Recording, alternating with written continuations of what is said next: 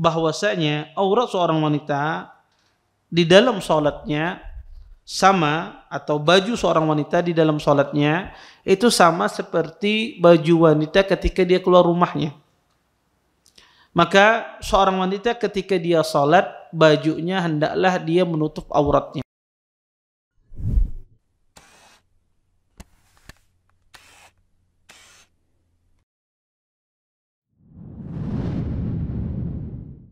Assalamualaikum warahmatullahi wabarakatuh. Innal hamdalillah nahmaduhu wa nasta'inuhu wa nastaghfiruh wa na'udzu billahi min shururi anfusina wa min sayyiati a'malina. May yahdihillahu fala mudilla lahu wa may yudlil fala hadiya lahu. Asyhadu an la ilaha illallah wahdahu la syarika lahu wa asyhadu anna Muhammadan 'abduhu wa rasuluh. فإن أصدق الحديث كتاب الله وخير الهدي هدي محمد صلى الله عليه وسلم وشر الأمور محدثاتها وكل محدثة في الدين بدعة وكل بدعة ضلالة وكل ضلالة في النار. أما بعد. Bapak-bapak, ibu-ibu, ikhwan akhwat yang dimuliakan oleh Allah Subhanahu wa taala. Alhamdulillah, segala puji bagi Allah Subhanahu wa taala dengan limpahan nikmat yang begitu besar, di antaranya nikmat iman, nikmat Islam, dan nikmat kesehatan, sehingga kita semua diberikan kemudahan oleh Allah Subhanahu wa taala untuk bisa berhadir di majelis ilmu. Mudah-mudahan apa yang kita pelajari, apa yang kita tuntut pada malam hari ini mendatangkan keberkahan dari Allah Subhanahu wa taala, dan kita bisa mengambil manfaat dari apa yang akan disampaikan nantinya. Bapak, Ibu, ikhwan dan akhwat yang dimuliakan oleh Allah Subhanahu wa taala, kita lanjutkan kajian kita tentang syarah kitab Al-Muwatta. Berkata Imam Malik rahimahullah ta'ala an Ibn Shihab an Sa'id ibn Musayyab qala su'ila Abu Hurairah radhiyallahu ta'ala anhu hal yusalli ar-rajul fi thawb wahidin faqala na'am faqila lahu hal taf'alu anta dhalik qala na'am inni la usalli fi thawb wahidin wa inna thiyabi la 'ala al-misjab.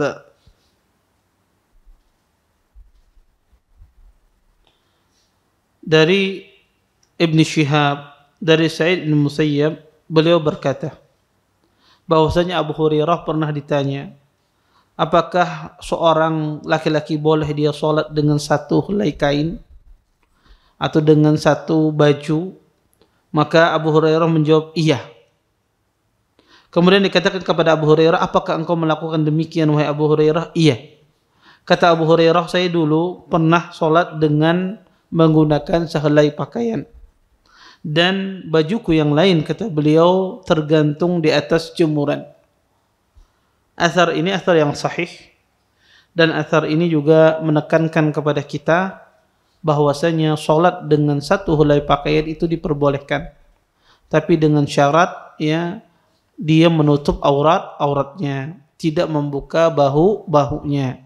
Maka dan ini sudah kita tegaskan pada minggu yang lewat, bahwasanya sholat dengan satu helai pakaian bagi laki-laki itu tidak mengapa, walaupun afdalnya, yang bagusnya adalah dengan dua helai pakaian.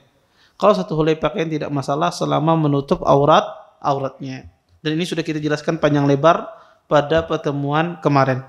Kemudian Imam Malik juga membawakan satu hadis lagi dalam masalah ini dari Rabi'ah Ibn Abi Abdurrahman anna Muhammad ibn Amr ibn Hazm kana yusalli fil qamis al-wahid.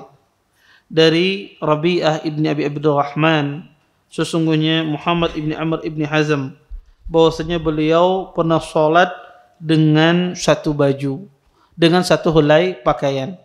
Di sini Imam Malik rahimahullah ta'ala ingin menegaskan bahwasanya salat dengan satu helai pakaian itu dilakukan oleh para salaf. Salaf pernah melakukannya. Dan antaranya dilakukan oleh Abu Hurairah, dilakukan oleh Muhammad ibni Amr ibni Hazm dan yang lainnya. Ini menunjukkan bahwasanya perbuatan ini sudah lumrah dikerjakan di kalangan para salafus saleh. Kalau seandainya itu tidak boleh, niscaya mereka tidak akan mengerjakannya.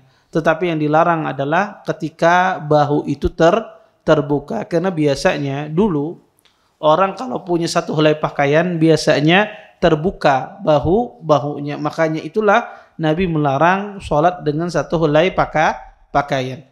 Kemudian di sini kita masuk pada bab baru. Kata Imam Malik, as-salatu fid dir'i wal khimar. Kata Imam Malik, salat ya dengan pakaian dan kerudung. Tentu ini salat bagi seorang wanita. Berkata Imam Malik, annahu balaghahu an Aisyah radhiyallahu taala anha kanat tusalli fid dir'i wal khimar. Telah sampai kepada Imam Malik dari Aisyah bahwasanya beliau salat ya dengan pakaian dan kerudung.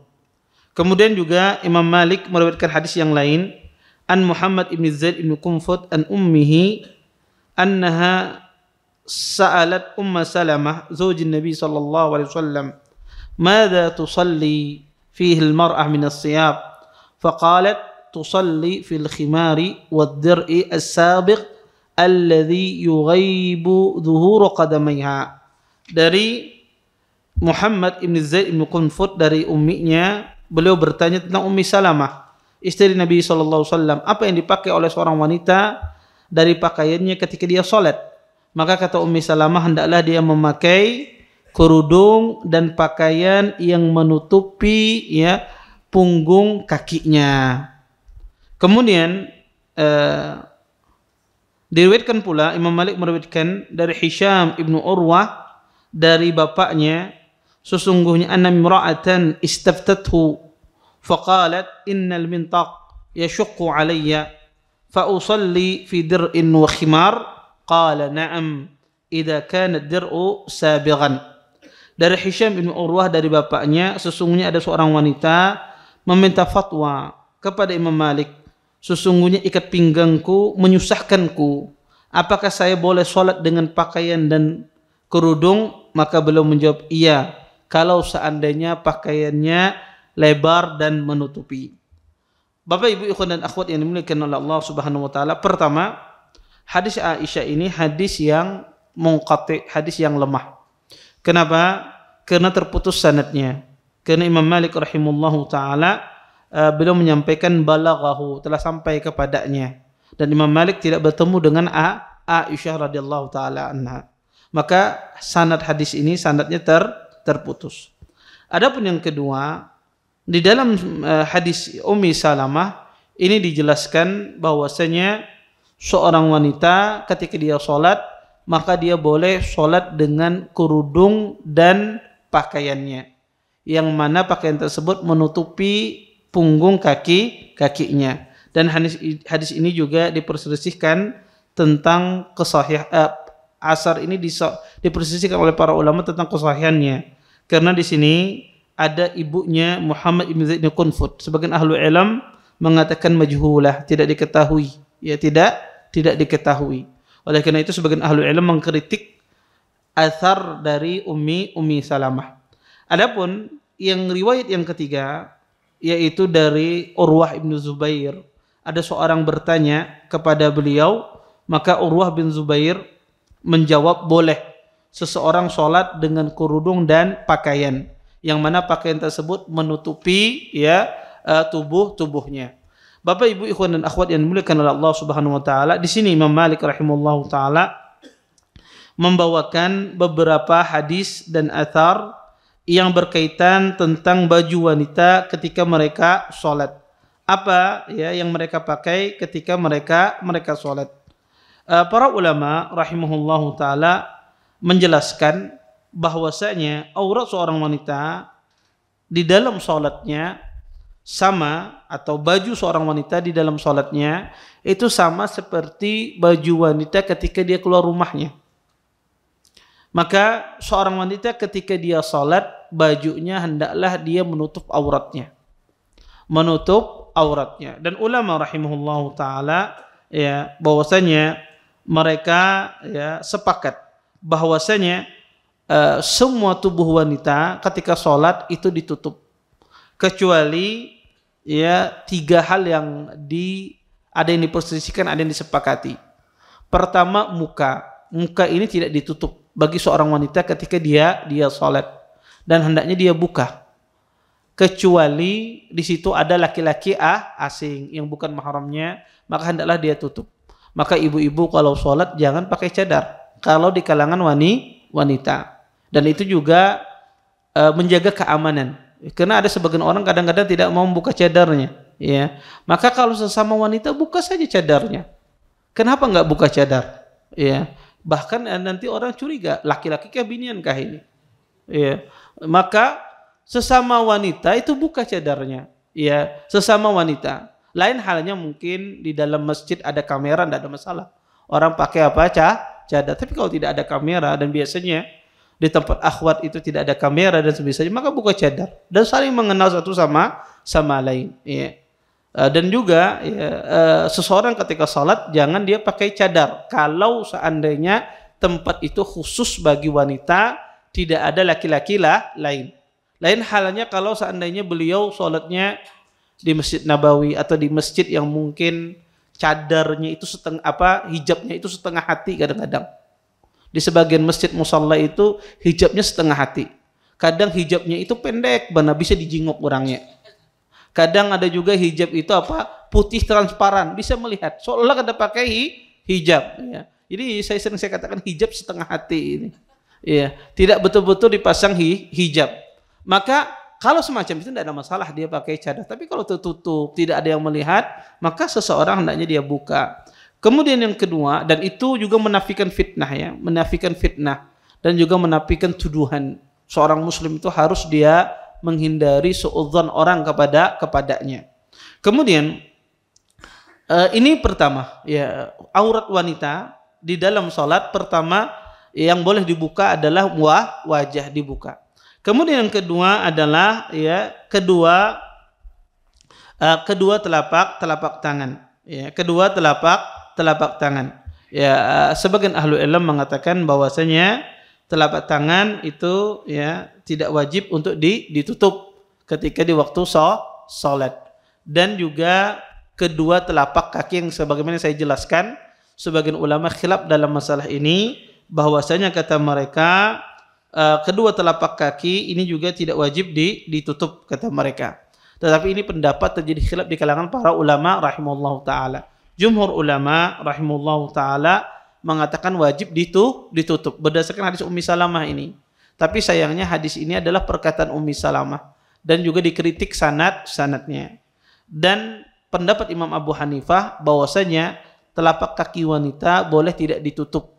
Dan ini juga dikuatkan oleh Syekh Islam Ibnu Taimiyah dan juga diikuti oleh Syekh Utsaimin rahimahullahu taala bahwasanya telapak kaki wanita itu bukan aurat di dalam salat untuk ditutup. Ini di dalam salat, bukan di luar salat. Adapun di luar salat maka hendaknya ditutup. Tidak boleh seseorang menampakkan. Intinya terjadi khilaf dan ini sudah saya singgung pada pertemuan sebelumnya, maka hendaknya seorang muslimah dia menutup kakinya. Kalau tidak bisa, qadarullah misalnya kaos kakinya ketinggalan, qadarullah tidak tertutup kakinya, maka insya Allah sholatnya sah saja. Tapi hendaknya dia berusaha menutup kakinya. Kemudian Bapak Ibu ikhwan dan akhwat yang dimuliakan oleh Allah Subhanahu wa taala, di sini ada beberapa permasalahan. Bagaimana hukumnya seorang wanita ketika dia sembahyang dengan memakai pakaian yang ketat di rumahnya, sah tidak salatnya? Maka kita katakan seorang wanita pertama kali kita katakan busana salatnya tidak ada. Busana salat wanita khusus itu tidak ada. Artinya wanita apakah sembahyang harus pakai bukana? Tidak harus. Pakai apa saja boleh, tidak harus pakai bukana. Taib. Kalau dia memakai pakaian yang ketat ketika salat, sah apa tidak? Maka jawabannya tidak boleh. Seorang wanita ketika dia salat memakai pakaian yang ketat yang membentuk aurat tubuhnya. Termasuk di dalam hal ini adalah seorang wanita memakai celana panjang ketika sembahyang. Ketika dia di rumah misalnya, dia pakai celana panjang. Boleh apa tidak? Kalau celana panjang itu lebar, tidak membentuk auratnya, maka tidak masalah. Tapi kalau celana panjang tersebut sempit, membentuk auratnya, maka tidak boleh dipakai. Termasuk juga wanita ketika salat, apakah boleh dia memakai baju yang transparan, baju yang tipis, nampak kulitnya? Maka jawabannya tidak boleh. Karena pakaian wanita di dalam salat sama persis pakaian dia ketika keluar rumah, menutup aurat. Tetapi ada beberapa hal yang tadi yang saya katakan dikecualikan. Muka, kemudian ada bagian kaki yang dipersisikan oleh para ulama rahimahullahu taala. Baik. Kita lanjutkan Bapak Ibu, bab yang baru yaitu al-jam'u bainas salatain, ya, menjamak dua salat. Berkata Imam Malik rahimahullahu taala, an Daud ibn al-Husain an Abdurrahman ibn al-Hurmus al-A'raj anna Rasulullah sallallahu alaihi wasallam kana yajma'u baina as-salataini adh-dhuhri wal-'ashr fi safarihi ila Tabuk. Dari Daud ibn al-Husain dari Abdurrahman ibn al-A'raj, sesungguhnya Rasulullah sallallahu alaihi wasallam beliau pernah menjamak dua salatnya zuhur dan asar ketika beliau pergi di dalam peperangan Tabuk. Kemudian ya, Imam Malik membawakan juga hadis yang lain, an Abi Zubair al-Makki an Abi Tufail Amir ibn Wasilah anna Mu'ad ibn Jabal radhiyallahu ta'ala anhu akhbarahu annahum kharaju ma'a Rasulillah sallallahu alaihi wasallam. Dari Abi Zubair al-Makki, dari Abi Tufail Amir ibn Wasilah, sesungguhnya Mu'ad ibn Jabal memberitakan kepada mereka bahwasanya mereka keluar bersama Nabi sallallahu alaihi wasallam pada peperangan Tabuk. Fakana Rasulullah yajma'u baina adh-dhuhr wal 'ashr. Dan Rasulullah pada saat tersebut menjamak antara zuhur dengan asar. Wa bainal maghribi wal isya, antara maghrib dan salat isya. Qal fa akhara as-salata yawman summa kharaja fa shalla adh-dhuhra wal 'ashr jami'an. Pernah suatu hari beliau mengakhirkan salat. Kemudian beliau keluar, beliau melaksanakan salat zuhur dan asar jami'an, kedua-duanya berbarangan. Summa dakhal, kemudian beliau masuk. Summa kharaja, kemudian beliau keluar. Fa shallal maghrib wal isya jami'an. Kemudian beliau salat maghrib dan isya secara bersama-sama. Summa qal innakum satatuna ghadan. Kemudian Nabi berkata, sesungguhnya kalian akan datang besok insyaallah. Aina Tabuk? Wa innakum lan ta'tuha hatta yudhiyan nahar. Kata Nabi sallallahu alaihi wasallam, sesungguhnya ya kalian tidak akan mendatanginya, ya. Insyaallah kalian akan datang besok ke Tabuk, dan kalian, kata Nabi sallallahu alaihi wasallam, tidak akan mendatanginya sampai, kata Rasulullah sallallahu alaihi wasallam, ya, tampak ya siang, ya, nampak siang hari. Faman jaaha fala yamas min ma'iha syai'an. Barang siapa yang mendatanginya maka jangan menyentuh ya sumber air di Tabuk tersebut hatta ati, sampai aku datang. Qal faji'naha, kemudian kata Mu'ad, kami pun datang. Wa qad sabaqa ilaiha rajulan, dan telah ada yang mendahului kami, dua orang laki-laki. Wal ainu mislu syiraki tabiddu bi syai'in min ma'iha fasalahuma Rasulullah sallallahu alaihi wasallam. Kemudian kata sahabat yang mulia ini, ya, adapun ya mata air dari Tabuk tersebut, kata beliau, mata airnya ya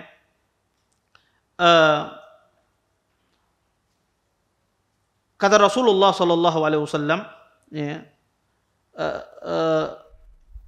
mata air tersebut, kata Nabi sallallahu alaihi wasallam, kalian tidak akan sampai di sana hingga matahari meninggi. Kata Nabi sallam, dan barang siapa yang sampai di sana maka jangan menyentuh air sedikit pun hingga saya datang. Kemudian kata Mu'ad, kami pun datang di sana. Ternyata kami didahului oleh dua orang laki-laki. Namun kata Mu'ad, mata air tersebut misla syiraki tabiddu bi syai'in min ma'iha. Mata air itu hanya mengeluarkan sedikit, kata beliau, ya. Mata air tersebut hanya mengeluarkan sedikit air. Kemudian Nabi pun bertanya kepada dua orang sahabat yang mendahului beliau, apakah kalian telah menyentuh air ini? Maka kedua sahabat tersebut pun mengatakan, na'am. Fasabbahuma wa qala lahuma ma syaa Allah ay yaqul. Summa gharafu min al-'ain bi aydihim qalilan hatta ijtama'a fi syai'in. Summa ghassala Rasulullah sallallahu alaihi wasallam fihi wajhahu wa yadayhi. Summa a'adahu fiha fajarat al-'ain bima'in kathir fastaqa an-nas. Summa qala Rasulullah sallallahu alaihi wasallam, yusiku ya Mu'ad in talat bika hayah an tara ma ha huna qad muli'a jinanan. Kemudian kata Nabi sallallahu alaihi wasallam, apakah kalian berdua menyentuh mata air tersebut? Ya. Kemudian sahabat ini mengatakan, iya wahai Rasulullah. Kemudian Nabi pun marah kepada keduanya dan Nabi SAW mengambil sedikit demi sedikit hingga terkumpul air tersebut. Kemudian Rasulullah membasuh wajah dan kedua tangannya dengan air itu. Kemudian beliau mengembalikan air itu ke dalam mata air hingga mengalirkan air yang melimpah. Lalu para sahabat pun meminum darinya. Rasulullah SAW bersabda, wahai Mu'ad, jika umurmu panjang, niscaya kamu akan melihat di sana sini, ya, pepohonan, ya, yang akan muncul menjadi kebun. Taib. Bapak Ibu ikhwan dan akhwat yang dimuliakan oleh Allah Subhanahu wa taala. Pertama, hadis Abdurrahman ibn al-A'raj ini pertama adalah hadis yang mursal. Hadis yang terputus sanadnya. Kenapa Bapak Ibu? Karena Abdurrahman al-A'raj tidak bertemu dengan Nabi. Tetapi hadis ini dikuatkan dengan jalur yang lain dari hadis Mu'ad yang sampai kepada Nabi SAW diceritakan pada suatu hari Nabi berjalan bersama para sahabat di dalam peperangan Tabuk. Pada peperangan tersebut Nabi berpesan kepada para sahabat, kalau seandainya kalian nanti melewati mata air, maka jangan ada yang mendahului saya yang akan mengambilnya. Ternyata ada sebagian sahabat mendahului mengambil mata air tersebut. Kemudian Nabi pun marah, ya, Nabi pun marah. Ya, kemudian Nabi mengambil mata air yang sedikit tersebut, beliau basuh wajah beliau, beliau basuh muka beliau, kemudian Nabi kembalikan air tersebut sehingga mata air yang sedikit tadi melimpah, ya, menjadi banyak. Akhirnya pun sahabat mengambil dari mata air tersebut. Syahid dari hadis ini, Nabi SAW di dalam peperangan Tabuk ini Nabi menjamak dua salat, yaitu salat zuhur dan salat asar. Dan juga beliau menjamak salat maghrib dan salat isya. Bapak Ibu ikhwan dan akhwat yang dimuliakan Allah Subhanahu wa taala, dari dua hadis ini para ulama mengambil tentang disyariatkannya menjamak salat. Bahwasanya seorang muslim boleh dia menjamak salatnya ketika dia safar. Menjamak salat itu adalah menggabungkan dua salat, zuhur dengan asar, maghrib dengan isya. Maka kata para ulama, jamak itu diperbolehkan. Ahlul ilm mengatakan ada beberapa kondisi seseorang itu boleh menjamak salatnya. Sebagian ahlul ilm mengatakan ada 8 kondisi kapan kita itu boleh menjamak salat.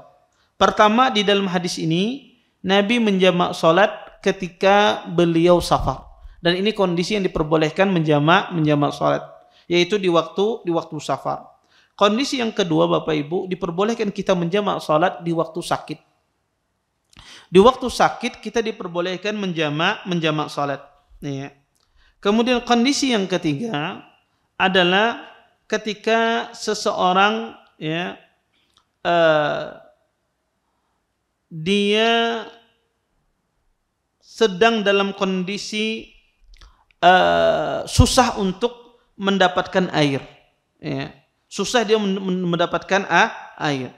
Maka kata para ulama rahimahullah ta'ala, di saat dia kondisi susah mendapatkan air, maka kalau tidak ada dia akan bertayamum. Maka kondisi semacam ini boleh dia menjamak salat.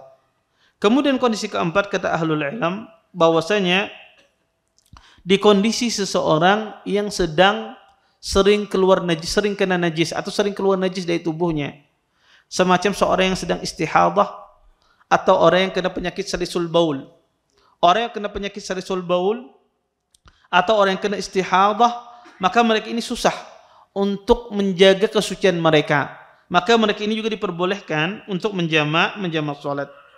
Kemudian kata para ulama, di antara kondisi juga yang diperbolehkan seseorang itu menjamak salatnya adalah, sebagian ahli ilmu mengatakan orang yang susah mengetahui waktu salat.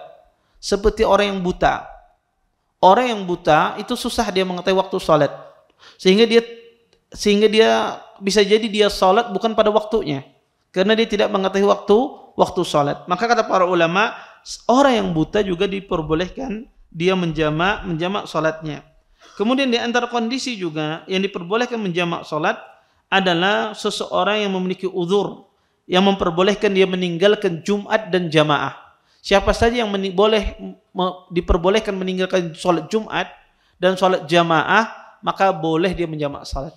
Siapa saja yang diberikan uzur syar'i meninggalkan sholat jamaah dan sholat Jumat, diperbolehkan dia menjamak sholat. Bapak Ibu ikhwan dan akhwat yang dimuliakan Allah Subhanahu wa taala, itu keadaan yang dijelaskan oleh para ulama kapan seseorang itu boleh menjamak sholat. Di hadis yang kita bacakan ini, Nabi SAW menjamak sholat di waktu safar. Dan konteks dalam hadis ini, Nabi SAW pernah menjamak zuhur dengan asar dan juga pernah menjamak maghrib dan isya.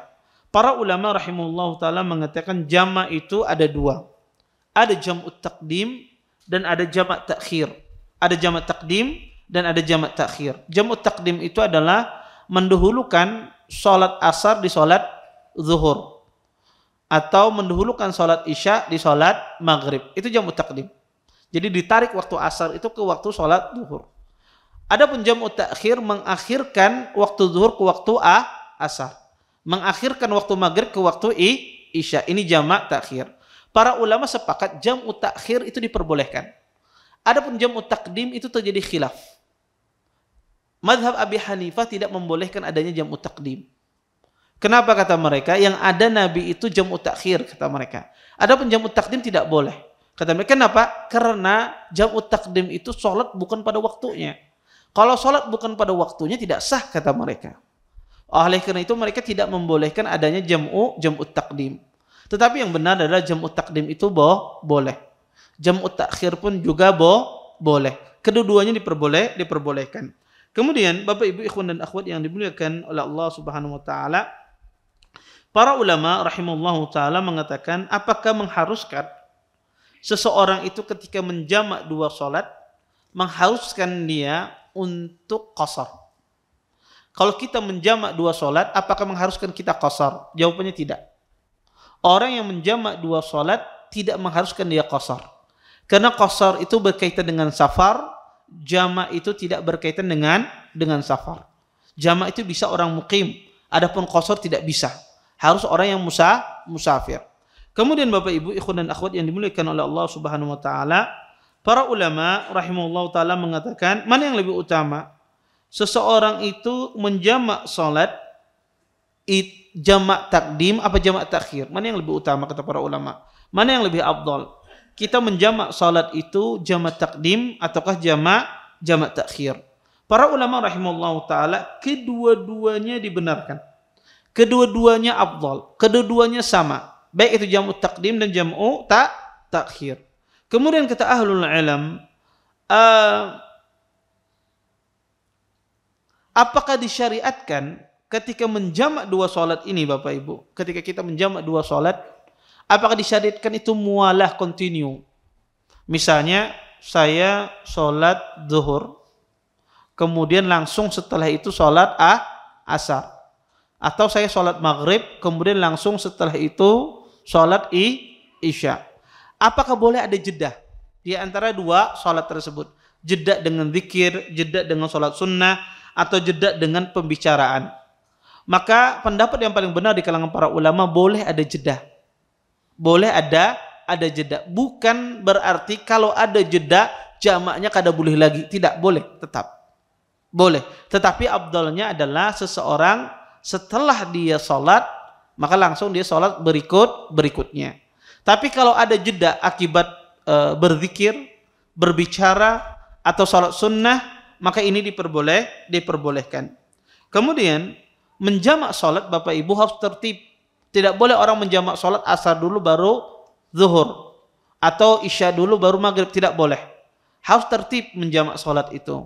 Zuhur baru asar, maghrib baru isya. Tidak boleh kita tidak tertib. Kemudian jamak itu apa saja ada jamak di dalam sholat. Ulama sepakat jamak itu zuhur dengan asar, maghrib dan isya. Kemudian Jumat itu apakah ada jamak? Sholat Jumat itu apakah ada jamak? Para ulama mengatakan, sebagian ulama mengatakan sholat Jumat itu tidak ada jamak. Karena kata mereka sholat Jumat itu sholat tersendiri. Sholat Jumat itu sholat sendiri, tidak ada hubungannya dengan sholat zuhur. Yang ada jamak itu zuhur dengan asar, maghrib dengan isya. Jumat tidak ada kata mereka.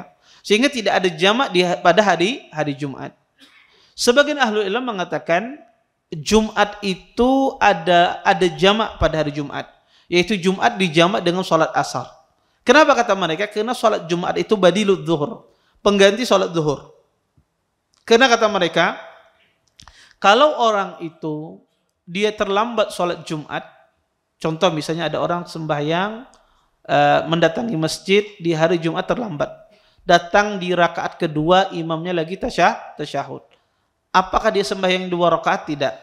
Berapa dia sembahyangnya? 4 rakaat. Kalau dia datangi Jumat, imam lagi tasyahud misalnya, atau lagi sudah i'tidal di rakaat kedua. Berapa yang harus dia sholat? 4 rakaat. 4 rakaat ini apa? Pengganti Jumat, yaitu sholat zuhur. Maka kata para ulama, Jumat itu badilut zuhur. Kalau dia pengganti zuhur, maka dia mengambil hukum asal. Kalau hukum asalnya boleh menjamak, maka boleh kata mereka dijamak. Dan ini terjadi khilaf di kalangan para ulama rahimallahu taala. Kalau seandainya Anda tidak menjamak, itu yang lebih baik. Ya, orang tidak menjamak itu tentu yang lebih baik. Tapi kalau seandainya dia mau menjamak, ya silahkan. Ya. Dan pendapat yang mengatakan dijamak itu pendapat yang kuat. Ya, boleh menjamak antara Jumat dengan sholat asar. Kemudian Bapak Ibu ikhwan dan akhwat yang dimuliakan oleh Allah Subhanahu wa taala, para ulama rahimahullahu taala mengatakan, apakah menjamak ini, ketika kita menjamak 2 sholat ini, apakah terputus ya sholat sunnah? Contoh misalnya Anda menjamak 2 sholat, zuhur dengan asar. Di sholat zuhur, setelah sholat zuhur ada sholat sunnah. Anda jamak zuhur dengan asar, atau Anda jamak maghrib dan isya. Setelah maghrib ada sholat sunnah, setelah isya juga ada sholat sunnah. Taib. Ketika kita menjamak sholat, apakah tidak ada sholat sunnah? Ataukah ada sholat sunnah? Contoh misalnya, pian lagi garing, kemudian pian jamak sholat maghrib dan isya. Boleh? Taib. Sholat sunnahnya masih ada tidak? Sholat sunnah rawatibnya. Karena habis maghrib itu ada sholat sunnah rawatib. Habis isya ada sholat sunnah rawatib. Ada nggak masih sholat sunnah rawatibnya? Jawabannya ada. Orang menjamak sholat selain dia musafir, ya bukan orang musafir, maka dia tetap dianjurkan melaksanakan sholat sunnah rawatib. Bagaimana cara melaksanakannya, Ustaz? Kan saya sudah melaksanakan sholat maghrib, kemudian lanjut sholat isya. Bagaimana saya melaksanakan sholat sunnah rawatibnya? Kalau sholat sunnah rawatib isya oke lah, tidak ada masalah. Karena habis sholat isya bisa kita laksanakan sholat sunnah rawatib. Tapi yang jadi pertanyaan sholat maghrib, sholat sunnah maghrib. Kata para ulama, sholat sunnah maghribnya itu Anda kerjakan setelah sholat isya. Setelah sholat isya selesai, Anda kerjakan sholat sunnah maghrib, baru Anda kerjakan sholat sunnah isya. Ya. Para ulama, kenapa kata para ulama demikian? Karena waktunya masih di waktu sholat maghrib. Dia melaksanakan waktu di sholat maghrib. Tentu kondisi semacam ini adalah kondisi di saat kita bukan safar.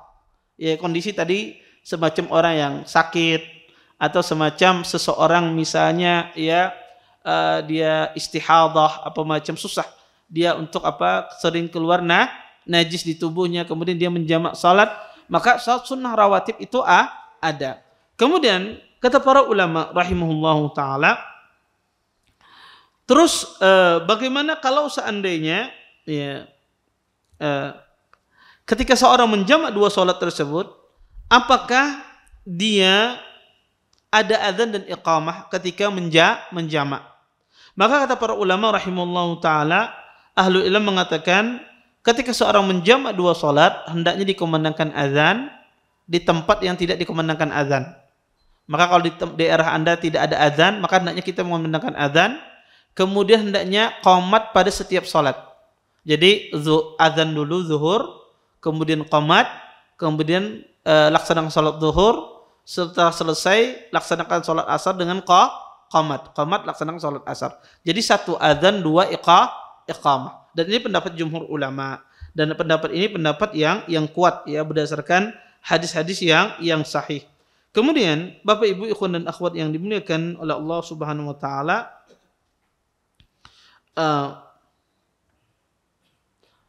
bagaimana dengan zikir yang ditinggalkan ketika kita menjamak 2 salat? Ketika saya menjamak salat zuhur dengan asar dan saya langsung menjamaknya tidak pakai zikir-zikiran dan itu yang sunnahnya. Taib. Adakah zikir setelah kita menjamak salat? Jawabannya ada. Ketika kita menjamak dua salat ada zikir. Taib.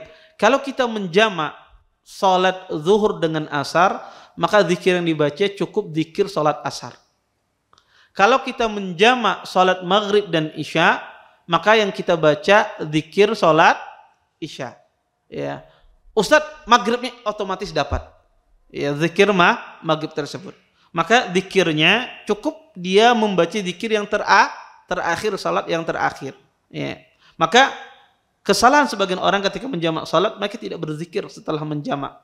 Sebetulnya ada zikir, tetap ada zikir salat tersebut. Baik itu zikir salat asarnya atau zikir salat isya'nya. Kemudian Bapak Ibu ikhwan dan akhwat yang dimuliakan oleh Allah Subhanahu wa taala, para ulama rahimahullahu taala mengatakan ya, apakah pengaruh perbedaan niat antara makmum dengan imam? Kalau seandainya ada seorang imam, kita berjamaah, makmumnya ingin menjamak salat sedangkan imamnya tidak ingin, atau sebaliknya imamnya ingin menjamak salat, makmumnya tidak menjamak salat. Apakah harus sama niat imam dengan niat makmum? Jawabannya adalah tidak. Terus bagaimana dengan kondisi seseorang menjamak salat maghrib dengan isya, kemudian orang tersebut ingin salat witir? Boleh tidak seseorang itu salat witir setelah menjamak jamak takdim di salat maghrib dan isya? Contoh, saya ingin menjamak salat maghrib dan isya. Saya kerjakan salat isyanya di salat maghrib. Maka salat isya ini saya kerjakan di waktu salat maghrib. Kemudian saya ingin salat witir. Apakah boleh saya salat witir setelahnya? Dan kita tahu salat witir setelah isya. Sedangkan waktu isya belum masuk. Tapi saya sudah mengerjakan salat isya. Ya, saya sudah mengerjakan salat isya. Boleh tidak saya kerjakan salat witirnya setelah saya menjamak salat isya? Jawabannya boleh. Tidak mengapa. Maka kalau ada orang sudah menjamak antara maghrib dan isya, isyanya dikerjakan di salat maghrib, maka setelahnya boleh dia melaksanakan salat witir. Walaupun pada hakikatnya waktu salat isya secara asal belum masuk. Tetapi dia melaksanakan salat witir setelahnya. Berdasarkan ya pendapat jumhur ulama rahimahullahu taala ya. Karena Nabi sallallahu alaihi wasallam mengatakan ya salat witir itu adalah mengikuti salat isya ya. Kata Nabi sallallahu alaihi wasallam, "Innallaha zadakum salatan hiyal witr fasalluha baina salatil isya ila salatil fajr." Kata Nabi SAW, sesungguhnya Allah menambahkan salat untuk kalian, yaitu salat witir. Maka salatlah antara salat isya dengan salat fajar. Di sini Nabi SAW menjadikan salat witir itu setelah salat isya. Bukan berkaitan dengan waktu, tapi berkaitan dengan setelah salat dilaksanakan. Maka kalau isya itu sudah dilaksanakan, berarti setelahnya ada witir. Ya, walaupun di tempat lain masih belum masuk salat isya. Wallahu taala alam. Baik. Ini mungkin sekiranya bisa saya sampaikan pada pertemuan kali ini yang berkaitan dengan masalah pakaian dan menjamak salat. Mungkin sisa waktu yang ada kita gunakan tanya jawab. Kalau ada bertanya silahkan. Tadi kan kalau salat boleh menggunakan salat witir. Kalau zikir petang Ustaz, mana kita ngawi zuhur kan orang asar, kita baca zikir petang boleh tidak? Baik. Bolehkah kita membaca zikir pagi dan petang? Ya. Maka pertama, zikir pagi dan petang itu ya, zikir petang itu dibaca setelah asar. Maka kalau antum menjamak zuhur dengan asar, dikerjakan asar di waktu zuhur, zikir pagi petangnya tetap di waktu asar. Karena enggak ada hubungannya dengan waktu salat. Ya, tidak ada hubungannya dengan jamak, ya. Berbeda dengan salat witir tadi. Tetap jadi di waktu asar kita membacanya. Wallahu taala alam. Baik. Belakang.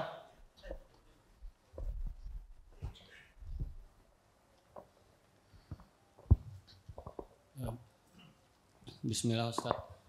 Ketika kita menghadapi dua pendapat yang sama-sama kuat dari kalangan ulama, semisal yang dicontohkan pada pertemuan lalu ketika membaca surah Al-Fatihah dalam kondisi jahar makmum. Mungkin ia dulunya berpendapat bahwa membaca surah Al-Fatihah itu tidak wajib karena mengikuti pendapat satunya. Namun seiring berjalannya waktu karena ia mendapatkan argumentasi, dia mengubah pendapatnya menjadi wajib membaca surah Al-Fatihah ketika sedang sholat jahar.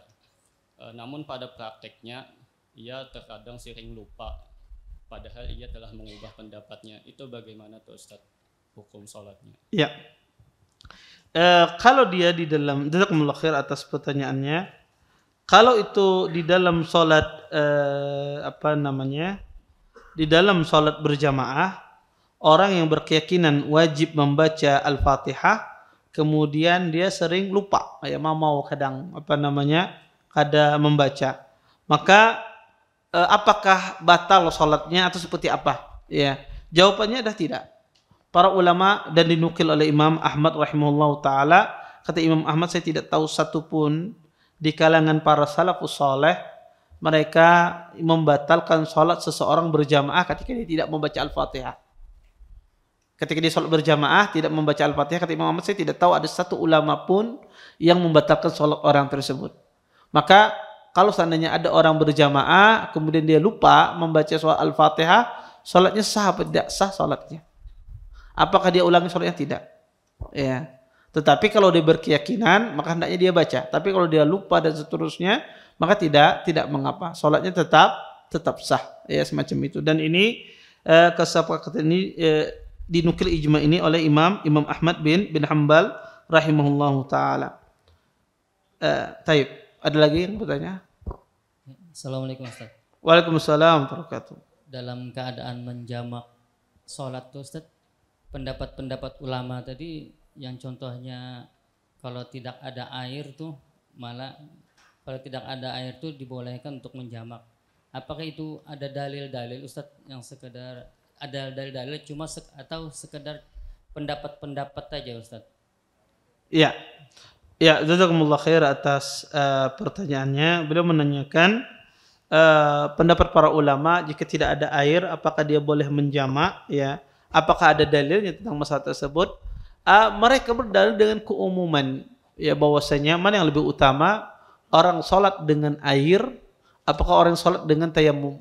Dia sholat dengan air, dia sholat tersebut dia melaksanakan sholat tersebut dengan berwudu, ataukah dia sholat dengan menggunakan tayamum. Maka para ulama mengatakan sholat menggunakan air itu lebih utama. Kemudian yang kedua, dan itu masyaqqah, menjamak sholat itu kalau ada masyaqqah itu diperbolehkan. Nabi SAW pernah menjamak sholat, ya, disebutkan dalam sebuah hadis Nabi SAW pernah menjamak sholat karena adanya masyaqqah seperti sakit, karena turunnya hujan, ya, Nabi pernah menjamak sholat. Kalau turunnya hujan saja boleh seseorang menjamak sholat, tentu ketika ada air itu lebih lagi, ya, karena masyaqqah ditimbulkan tidak adanya air itu lebih besar ketimbang turunnya air hujan. Kalau turunnya hujan boleh menjamak salat, maka ketika ada air itu lebih lagi boleh menjamak salat, ya. Maka para ulama itu pegangannya, ya, berdasarkan hadis-hadis yang sifatnya umum mereka beristinbat. Wallahu taala alam. Taib. Ada lagi yang lain? Ya. Ya, silahkan.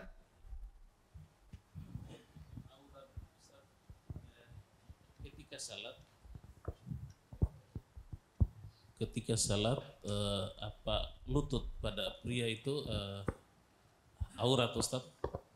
Kami pernah melihat terlalu pendek, mungkin dia pakai celana terlalu pendek, mungkin terburu-buru salat ke masjid. Celana puntung, tapi ketika dia ruku antara dua sujud itu lututnya kelihatan. Apa ini bagaimana salatnya Ustaz? Ketika berdiri tertutup. Iya, ketika berdiri tertutup. Terus ada dua hadis itu yang sahih, masalah menyentuh kemaluan, ada batal ada tidak.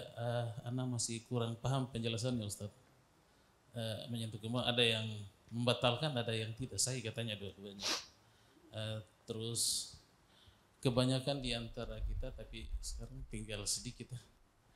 Itu kalau baju pendek terus pakai juga celana panjang, kalau sarung lain halnya. Celana panjang itu kalau tidak terlalu longgar, biasa-biasa ketika ruku itu celana dalamnya tercetak, bahkan biji zakarnya kentara itu Ustaz. Bagaimana status Salafi? Dan ini sering kita diprotes dengan Salafi Al-Mansura yang di Banjarbaru. Saya juga dari sana juga dulunya sebelum ke sini. Itu bilangi kita Salafi palsu karena banyak jamaah kita itu, mereka itu walaupun jualan bakso itu selalu pakai jubah. Mereka walaupun jualan pentol juga selalu karena melihat kita, bahkan di antara ustadz-ustadz yang junior juga saya lihat itu, kecuali yang senior tidak. Celananya pas-pasan ketika sujud, jangankan celana dalamnya, biji zakarnya itu kentara sekali. Ya, bagaimana status salatnya? Apa makruh atau haram ini Ustaz? Ya, jazakallah khair atas pertanyaannya.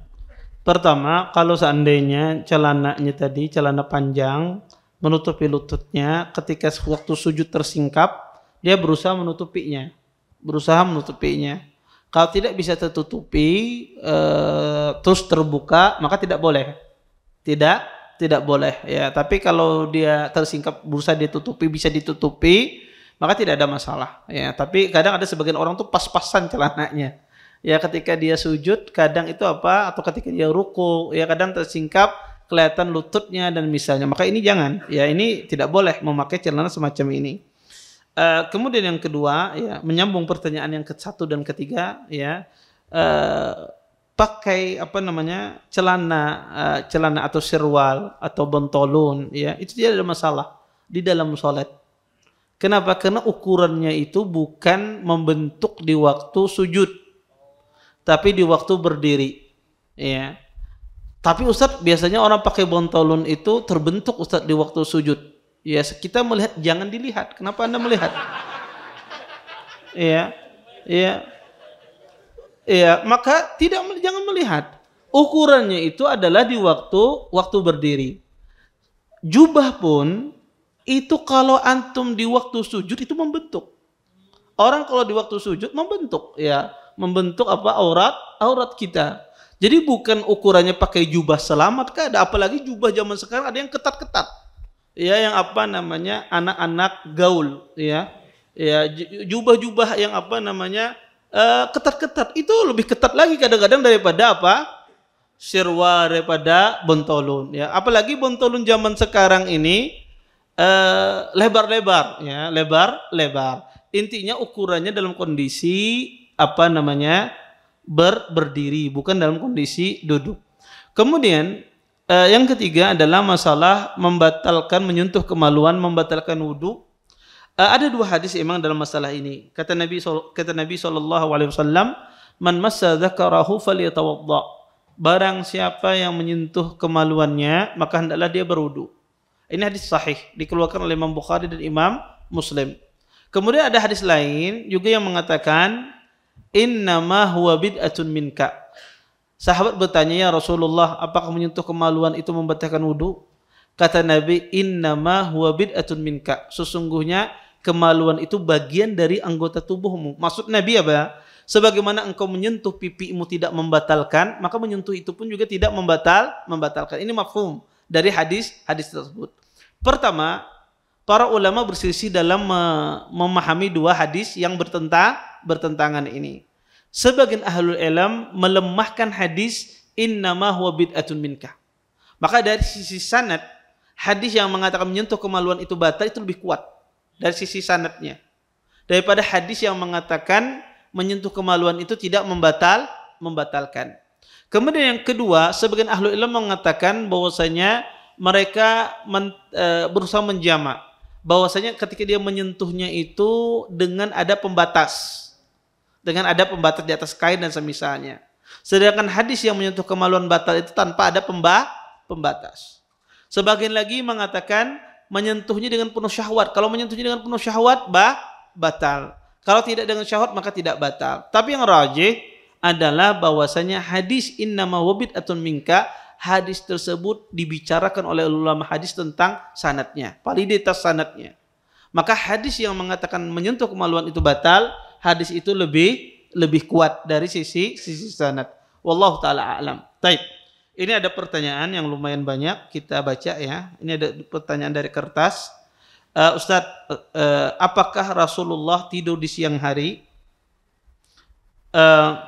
Iya, Rasulullah SAW tidur di siang hari, dan itu kebiasaan orang Arab. Tetapi hadis secara khusus yang mengatakan tentang masalah qailulah, ya, berqailulah di siang hari, itu semuanya hadisnya lemah.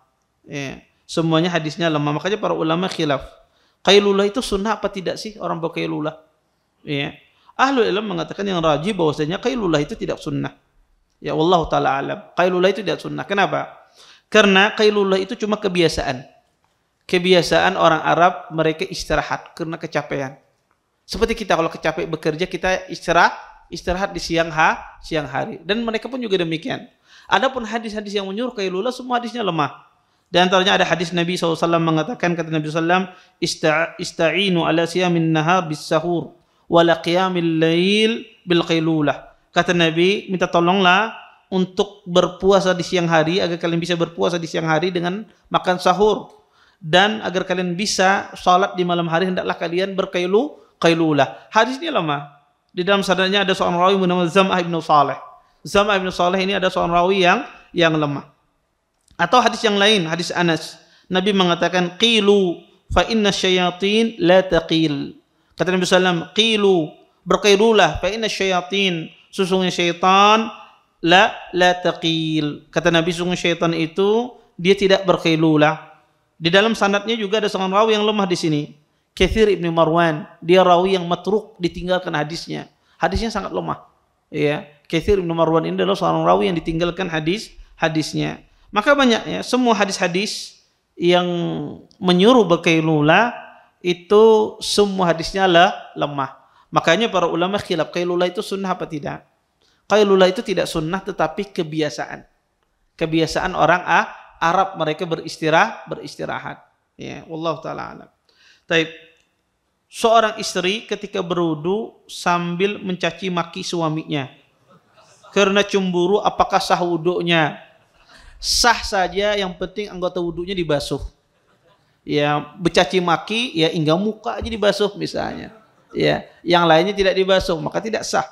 Maka tidak ada masalah orang berwudu sambil bermamai, sambil bertawakan, gak ada apa-apa.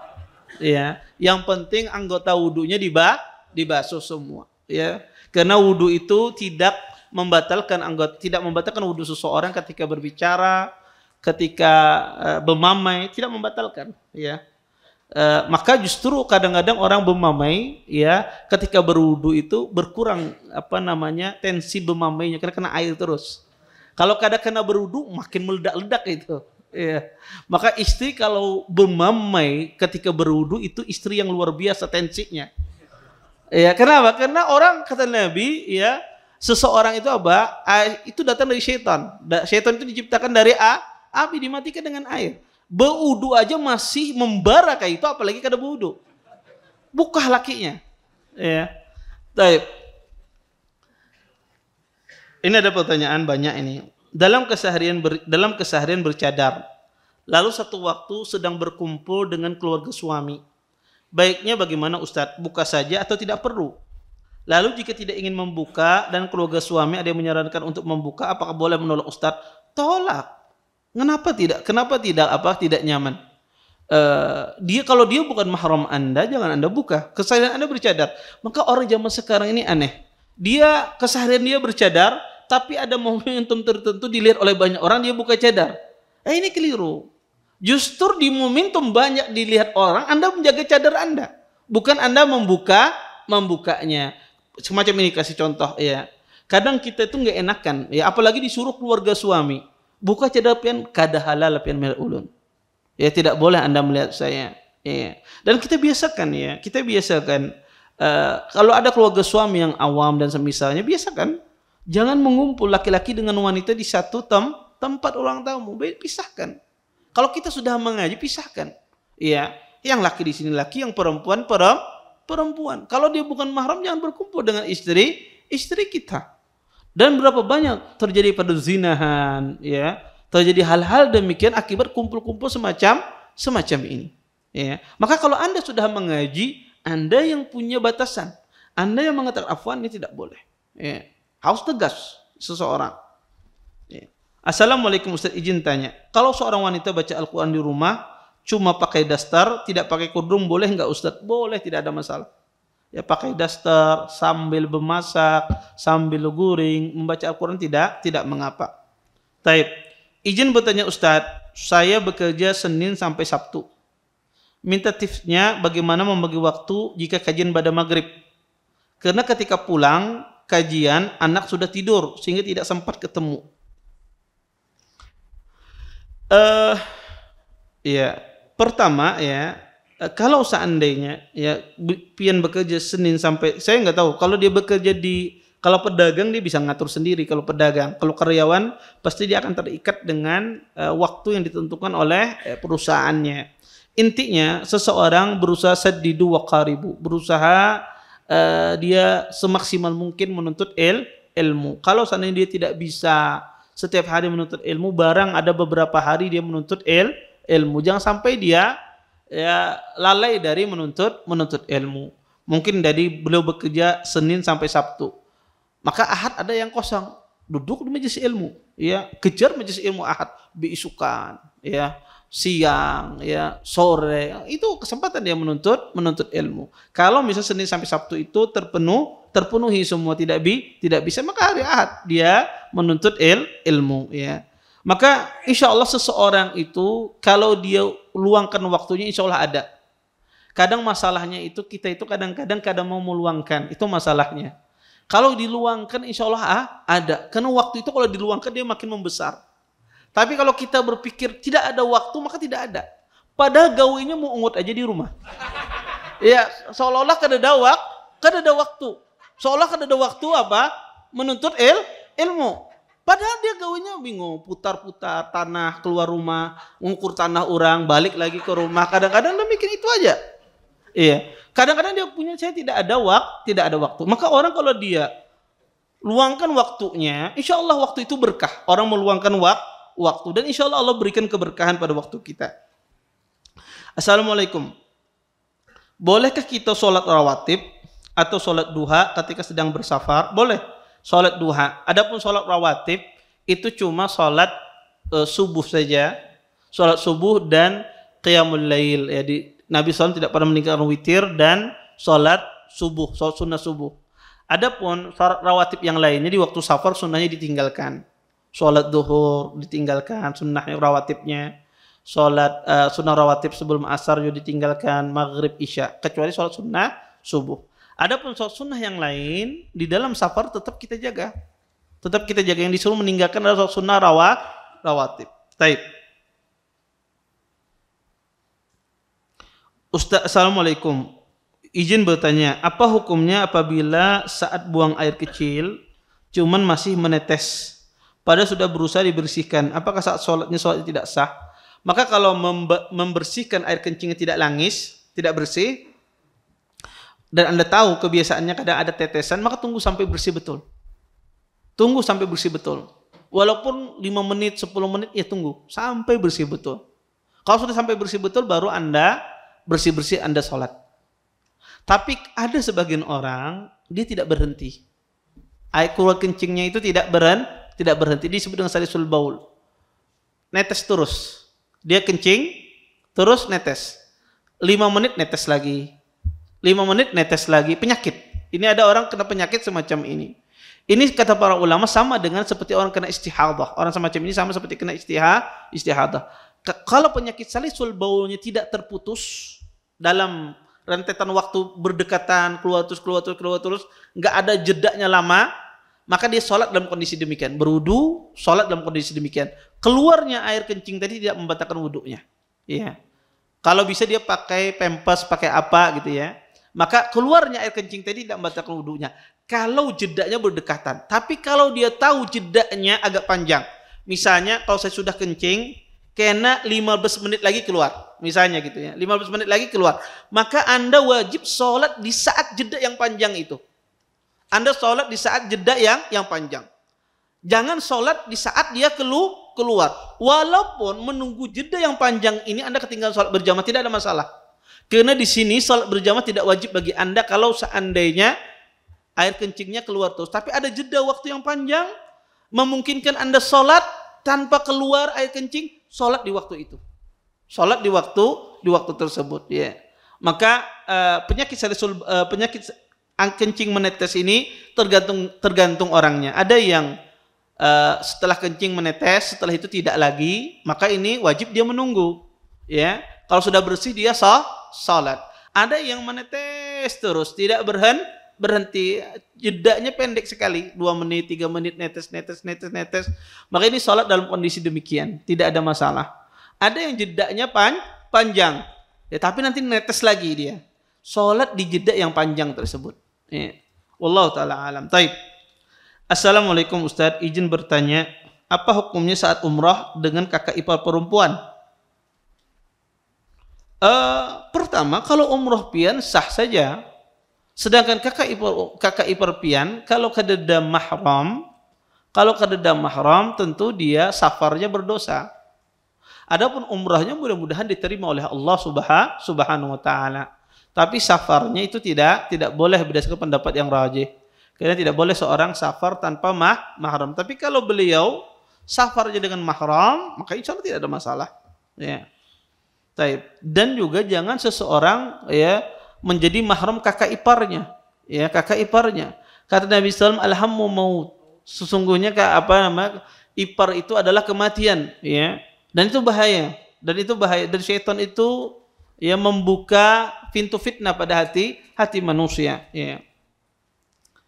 Assalamualaikum warahmatullahi wabarakatuh. Izin bertanya Ustaz, dahulu sebelum berpakaian syar'i, ana pernah 1 kali sholat mengenakan pakaian kerja plus rok sopan karena di masjid. Mukanya habis dipakai. Apakah sah sholat ana waktu itu? Kalau tidak sah, apakah harus diulang? Jazakumullah khairan. Insya Allah sah saja. Ketika sholat ya menggunakan pakaian kerja kemudian tambah rok sopan selama dia tidak membentuk aurat. Kalau seandainya pada saat dahulu mungkin pakaiannya juga tidak syar'i misalnya dan Anda tidak tahu, maka insya Allah tidak perlu mengulang salatnya. Karena orang atas kejahilan dia tidak dihukum oleh Allah Subhanahu wa taala. Rabbana la tu'akhidna in nasina aw akhtana. Ya Allah, jangan Engkau hukum kami jika kami lupa atau jika kami keliru, kami tidak tahu. Maka insya Allah salatnya sah dan tidak perlu beliau mengulang. Taib. Apa syarat seseorang boleh menjamak ketika sedang hujan? Dan insya Allah nanti akan kita bahas pada hadis berikutnya ini. Nanti kita bahas ya. Tadi saya sengaja tidak membahas berkaitan dengan hujan karena ada pembahasannya nanti di dalam kitab Al-Muwatta ini. Kita akhirkan insya Allah. Afwan Ustaz, mungkin pertanyaan ini agak sedikit sensitif untuk ditanyakan. Bagaimana pendapat Ustaz pribadi tentang pejuang kemerdekaan Palestina? Afwan Ustadz, apalagi sebagian orang mengaku salaf sangat menyalahkan pejuang kemerdekaan Palestina atas kejadian di Palestina. Mereka membenci pejuang kemerdekaan Palestina karena mereka sebut pejuang kemerdekaan Palestina itu Syiah, anti Yahudi dan lain. Bahkan yang terjadi sekarang ada 2 kubu, Ustadz yang menyalahkan pejuang kemerdekaan Palestina dan Ustadz yang memilih untuk tetap bersuara tentang Palestina. Pertama ya, tentu siapapun ketika seorang muslim dibunuh ya, itu ya menyakitkan hati pada setiap muslim ya. Siapa saja ya, apapun dia, selama dia seorang muslim, ketika darahnya ditumpahkan maka tidak halal darahnya ditumpahkan. Nabi mengatakan darah seorang muslim itu lebih mulia daripada Ka'bah, ya, Ka'bah musyarrafah. Ya, maka nyawa itu tidak gampangan, apalagi ratusan orang bahkan ribuan orang dibunuh. Tentu seorang muslim mendoakan agar rakyat Palestina ya terhindar dari musibah ini, terhindar dari ya peperangan ini. Kita berdoa kepada Allah Subhanahu wa taala agar diangkat musibah tersebut ya dari mereka dan kaum muslimin diselamatkan. Di sisi lain kita berdoa kepada Allah kehancuran bagi orang-orang Yahudi ya, ditampakkan kepada mereka musibah ya, kebinasaan ya, karena kita tahu permusuhan orang Yahudi terhadap kaum muslimin itu sangat dahsyat ya, bahkan nabi-nabi mereka bunuh ya, nabi-nabi yang Allah utus mereka bunuh. Maka kita di satu sisi kita mendoakan kaum muslimin, khususnya rakyat Palestina, diangkat musibah mereka, diselamatkan anak-anak mereka, ya yang perempuan-perempuan ya tidak diperkosa, kemudian ya kaum muslimin secara umum ya jauh ya dari musibah tersebut. Yang kedua, poin yang kedua yang harus dipahami, dan itu sikap seorang muslim, ya mendoakan dihindarkan dari musibah dan dia membantu apa yang bisa dia bantu untuk menyelamatkan saudaranya sesama muslim. Di sisi lain kita mendoakan kejelekan, kebinasaan kepada orang Yahudi yang telah membantai kaum muslimin. Kemudian sikap yang kedua adalah hendaknya seseorang di dalam akidah Ahlussunnah wal Jamaah bahwasanya seseorang itu melihat maslahat dan mudarat. Kalau seandainya perbuatan kita menimbulkan mudarat yang lebih besar, maka jangan dilakukan. Berusaha dia tidak menimbulkan mudarat yang lebih besar. Kalau perbuatan kita ini ya, dan itu bagus ya, takrir dari Kementerian ya Luar Negeri Saudi Arabia. Ya, takrir sikap bagaimana seorang muslim bersikap, ya. Sangat bagus sekali bahwasanya seorang muslim yang berada di sana berusaha dia bagaimana seorang muslim tidak terbunuh. Bagaimana darah muslim tidak tertumpahkan, ya. Maka dia berusaha untuk mengurangi tersebut. Kalau seandainya ya persenjataannya kalah, ya tidak memiliki apa-apa, ya kemudian ketika dia perang dia akan kalah, jelas kalah di bombardir orang, maka seorang muslim dia berpikir panjang, ya berpikir panjang. Kalau dia perang dia kalah ini, ya maka ini menimbulkan mudarat. Maka jangan. Seorang muslim harus dia melihat maslahat dan mudarat. Kalau menimbulkan mudarat yang lebih besar, maka hendaknya dia bersabar. Sehingga tidak ada korban jiwa. Tapi kalau menimbulkan maslahat yang lebih besar, maka tidak ada masalah. Maka seseorang berusaha bagaimana nyawa dari orang Palestina, dan ini sudah terjadi, maka kita berusaha agar kaum muslimin tidak banyak terbunuh.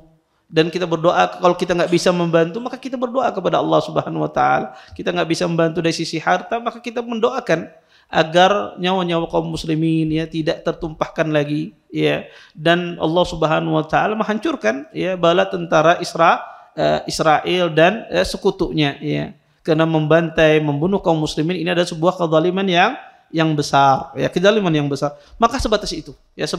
Adapun lebih dari itu, ya, seorang ya apalagi ini masa-masa fitnah semacam ini tidak etis, ya, kita mengomentari dari berbagai macam sisi. Maka ini sudah terjadi hal semacam ini, kita berusaha agar tidak ada lagi korban jiwa di kalangan kaum muslimin. Wallahu taala alam. Baik.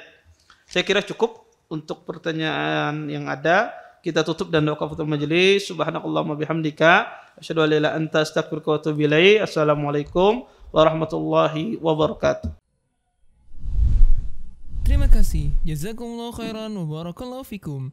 Video ini dibuat atas partisipasi dari donasi Anda. Semoga menjadi amal jariah bagi Anda semuanya.